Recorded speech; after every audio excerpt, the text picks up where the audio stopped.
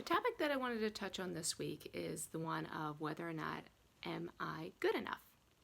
And this is one that I struggle with tremendously. And it feels like it is on repeat most days in my head. Am I a good enough mom? Am I a good enough wife? Am I smart enough to have my own business? Am I the right size? Am I pretty enough? And the list goes on. When this question comes about, many times the answer is no, Heather, you are not. You are not a good enough wife because you should have gotten more housework done. You are not a good enough mom because you lost your patience. No, you are not smart enough to create your own business, even though it may be everything that you want. No, you are not pretty enough because you need to be skinnier. No, you are not the right size because you ate that dessert the other night or ate something that society has possibly labeled unhealthy. I have a really hard time seeing anything I have accomplished in life. I spend most of my time focusing on the one thing that I might have done wrong or wish that I could change in my life.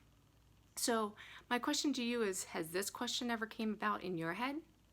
If you find yourself in the same place, the first step is recognizing it.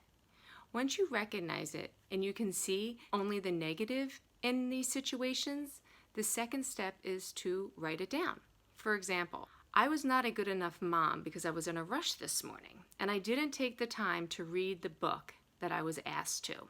The next step is to write down the truth, which is maybe I read a book last night and I will do it again today after I am done work.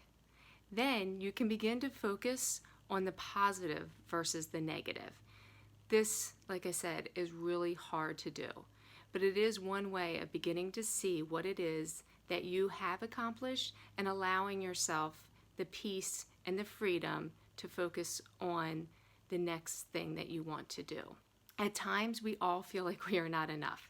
However, when you step back and you look at your accomplishments, it makes it so much easier to begin to see what your mind is telling you is a lie. And it is your job to find the truth.